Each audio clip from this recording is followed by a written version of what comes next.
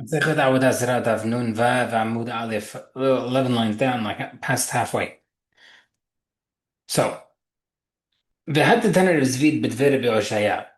So we mentioned the halacha, when does wine become wine, regarding terumah, regarding yain nesech.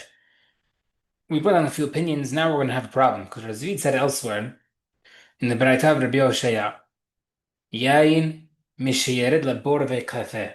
Wine is chayav in terumah when it goes into the vat and when the sediment rises.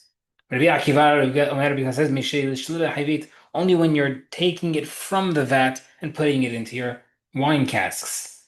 Seemingly, nothing is fitting. Nothing fits. We never mentioned these two things. Either we had just the vat, or the sediment rising, or possibly casks. Now we have three separate, two new variables. Fix that first bright type to teach as follows. Wine becomes hayav when it goes into the vat and the thing floats. Rabbi Akiva says only when you put it into the cask. Gemara says our Mishnah says that a goy can't make wine nesach until it goes into the vat. Seemingly, once it goes in immediately before the thing starts floating. Lema tlatad tereis, was it three-way machloket tanaim? Not necessarily. Shani nesach ta'hamil bei halabran. It could be that it's like technically the halacha is like teruma, that I have to wait for the thing to rise, the sediments to rise. But we're more machmir by yain nesach specifically. You don't have to wait because it's more machmir. Ravad lo shani ben Rava, who does not hold the difference between yain nesach and teruma ever. Not more machmir by either. He can explain, yes, Mokim la Tata Paneh, he's kind of forced to say that it's a three machlaket. Okay, next part of the Mishnah. Mash bebora sulva shara mutar. And once the wine goes into that, it's mutar, and the rest is asur. Sorry, what's inside can become asur from the goy, the rest is mutar. Amor Ravuna says, Lo shana ela shelo hechazir gavun lagat. That only applies when he did not put the strainer back to the basin to crush it again. But if he kept on moving it back and forth, meaning he's taking the strainer, emptying the juices into the vat, and then bringing it back to the wine press station, that's when it's asur because it touched. Nagmar says, why would the strainer become asur? If you're telling me that it's because of the stream of juice coming from the strainer to the vat.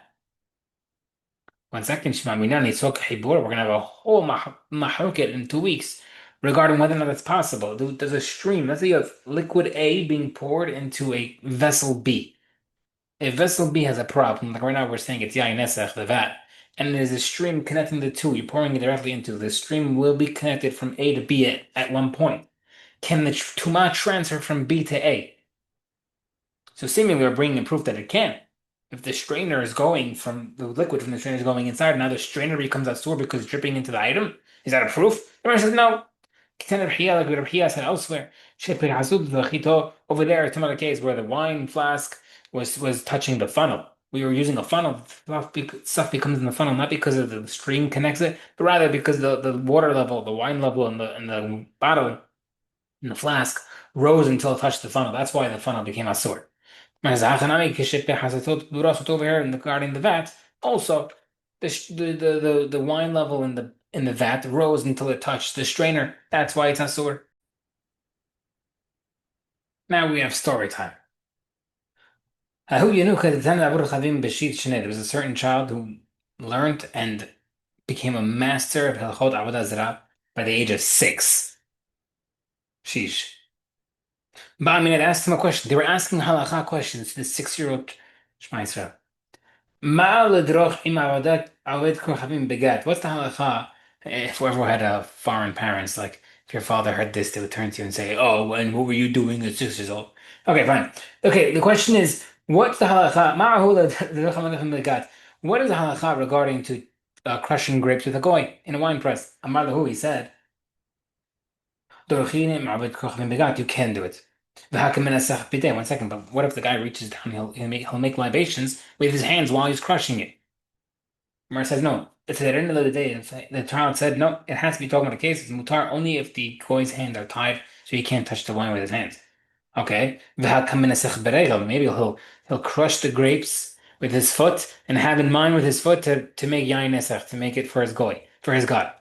The Gemara says, no, the child responded, "Nisuch derech, losh nisuch." It's not considered libation.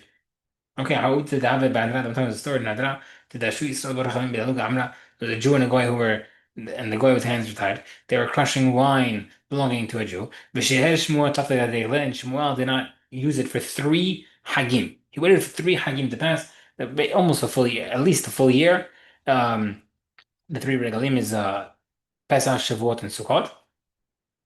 So the Gemara says, "My time. Why did he wait? Right? What was his reasoning to wait?"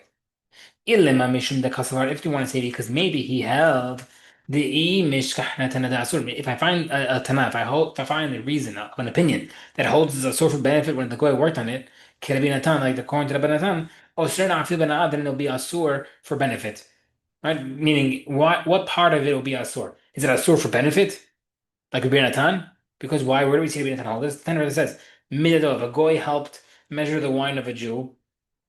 Ben biyad berega, whether by putting his hand or foot inside. Yimachir, then it should be sold. Bina time every time says biyad asur, if he measured it by hand, it's asur for sale. Berega mutar by foot is mutar. So we see the Bitanan holds that you can't if a goy touches it. And the Gemara says emar the emar b'natan yad berega miyamar, but that only applies by hand. Over here the goy uses his foot, so why be asur? Allah must be the imishkahna dhan de. He was the opposite. He wasn't looking for a Tana to say it's a sword for benefit. He's saying if I find a Tana who allows me to even drink it after the guy touched it, Shimon, like according to Rabbi Shimon, then I'll even allow it to be drunk. Meaning he's looking for an opinion to allow. Yeah, there's no reason to say it's a sword completely for benefit, but he's looking for the opposite spectrum. He's trying to look for a Tana even to drink it. Okay. I love the David Biram was a story in Biram. Dahu Abed Chaim David the Kaslik Bedigla was going climb up the palm tree. The ayat the Levi put down love. Bahad the Kanahid the Gabber Shad the Levi Hamra Bishlam Kavana. As he was coming down the ladder, the tip of the love branch the palm tree branch that he was carrying, touched the wine of the Jew. Okay. Shayed Rav Lezabune Lav Chaim. Rav said you're allowed to sell the wine to a goy. So you can't drink it, but it's not a source of benefit. You could sell it. Amr le Rav Kahana Rav asked the Rav, asked him the question. Veha mor hudamar, but you said, Rabbi, Tinok ben yomo hud ose yanesech. Even a 1 day child can make wine yanesech. So obviously he doesn't have intention either. 1 day child. So why over here in this case of the love, obviously seemingly no intention. Also should be asur. He's not even 1 day old. He's older. Gemara says, Marlahu, he said, Emur da amre ena b'shtiyah. When I said that the child touches the wine, makes it asur, that's only for drinking. But in regarding to nesach, complete nesach, it's not. It's just a gezerah. You're for sure allowed to benefit from it. You could sell it. So to over here, don't drink it. You can sell it.